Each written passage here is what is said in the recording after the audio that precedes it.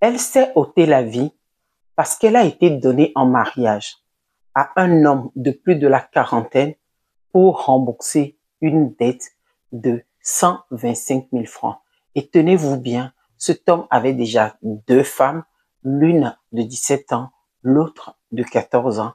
On en parle ici dans Odyssée Mentorat.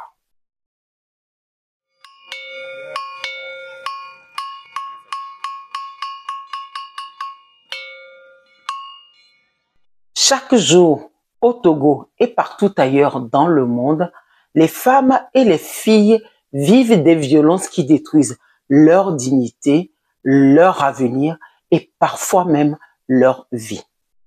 Dans cette vidéo, je vais vous parler de 2 cas et vous dire en quoi nous sommes tous les uns et les autres responsables de ces phénomènes-là qui détruisent notre société. Ces 2 histoires ne sont pas juste des faits divers. Elles sont le miroir de nos réalités, profondément enracinées dans nos cultures et dans les systèmes dans lesquels nous évoluons et nous grandissons. Il y a quelques jours, la chanteuse togolaise Laura, une rappeuse, décide pendant une prestation de faire un twerk pour le grand bonheur des personnes présentes à son concert. Mais un geste semble tout banal, mais tout aussi malheureux se produisit. Un spectateur lui met la main aux fesses. Surprise, la chanteuse réagit vivement et tenez-vous bien, les heures qui ont suivi sur les réseaux sociaux togolais n'ont pas toujours été faciles pour cette dernière. D'aucuns ont trouvé sa réaction disproportionnée, disant ou réduisant cet attouchement à un simple geste inopportun. Ce geste, bien que minime pour certains, couvre encore un problème plus grand, celui de l'objectification de la femme dans la société. Oui, dans notre société, les femmes sont perçues comme des biens publics. Nous devons nous poser des questions qui s'imposent. Pourquoi ces comportements persistent-ils? Pourquoi le respect et l'intégrité de la femme semblent être une option au lieu d'être une règle? Eh bien, posez-vous les bonnes questions, regardez autour de vous. Sur les réseaux sociaux et dans la plupart des espaces de discussion, dès qu'une femme se plaint d'une attitude déplacée, il y a toujours quelqu'un pour venir écrire encore des victimes, toujours des victimes. Comme si à la femme africaine, il était retiré le fait de se plaindre lorsqu'elle estime son intégrité et son corps bafoué. Quand nous tolérons ce type de comportement, nous renforçons la culture de l'impunité et la culture de l'impunité elle-même renforce une culture plus grande, la culture du viol. La banalisation de la violence sexuelle et sexiste sur les réseaux sociaux est un fait. Parfois, même pour pousser le vice plus loin, des personnes organisent des campagnes de harcèlement et de discrimination contre les victimes qui subissent ces violences. Ces comportements encouragent un cycle toxique où les agresseurs se sentent protégés par la viralité et l'anonymat alors que les victimes se sentent muselées et contraintes au silence. Ce n'est pas juste un problème virtuel. Ce qui commence en ligne a des répercussions bien réelles sur la vie des gens et des victimes.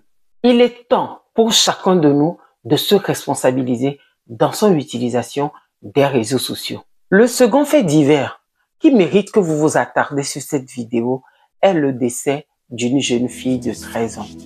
Une jeune fille sûrement pleine de rêves et qui voulait, comme les autres enfants de sa communauté, grandir et s'épanouir. Mais elle a été mariée de force à un homme de la quarantaine qui avait déjà 2 femmes mineures pour éponger une dette de 120 000 francs CFA.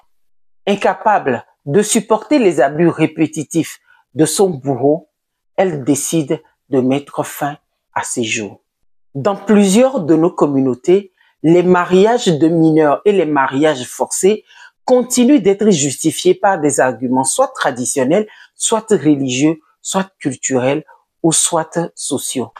Mais qui pense aux enfants? Qui leur donne voix au chapitre quand il s'agit de décider de leur vie. Pensons-nous, en tant que société réfléchie, que 120 000 francs de dette vaut une vie humaine. Cette histoire n'est pas un cas isolé. C'est un cas qui est médiatisé. C'est un cas parmi un millier dont nous avons entendu parler.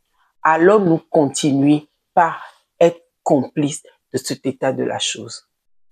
Aujourd'hui, je ne vais pas parler de texte. Je ne vais pas parler de loi. Je vais faire appel à votre conscience en tant qu'humain réfléchi qui, sur les réseaux sociaux, cautionnait et argumentait autour des droits des femmes. Parlons à présent de chiffres et de statistiques. Selon l'OMS, une femme sur 3 a déjà été victime de violences sexuelles ou de violences sexistes au moins une fois dans sa vie. En Afrique de l'Ouest, près de 40% de jeunes filles sont mariées avant l'âge de 18 ans. Et selon une étude, 58% des femmes qui utilisent les réseaux sociaux ont déjà dénoncé des cas de situation de cyberharcèlement et d'agression sexiste envers elles. Ces statistiques sont effrayantes, n'est-ce pas? C'est pour ça qu'elles doivent nous pousser à agir. Il est temps que chacun d'entre vous prenne son bâton de pèlerin et s'engage pour la lutte contre les violences faites aux femmes, car derrière chaque chiffre, il y a une vie, il y a des histoires et il y a des souffrances. Il est temps d'agir. Nous pouvons changer les choses. Nous devons renforcer l'éducation de la jeune fille. Nous devons sensibiliser nos communautés contre le mariage précoce et les mariages forcés. Nous devons exiger des lois plus strictes. Nous devons exiger du système judiciaire la prise en charge rapide des cas de violences sexuelles, de violences physiques et de violences sexistes envers les femmes et les filles. Nous devons surtout combattre la haine en ligne, car à chaque fois que nous écrivons un commentaire, nous muselons une victime. Enfin, nous devons briser le silence, car chaque voix dans ce combat compte. Car souvenez-vous, à chaque fois qu'une fille ou une femme est brisée, c'est notre société qui vacille. Les violences sexuelles et sexistes ne sont pas une fatalité. Elles sont les résultats de nos choix en tant que société. Et si hier nous avons choisi le silence, aujourd'hui, choisissons la justice. Partagez cette vidéo. Parlez-en autour de vous. Engagez-vous. Car oui, nous pouvons construire ensemble un monde où chaque femme ou chaque fille peut vivre librement et dignement.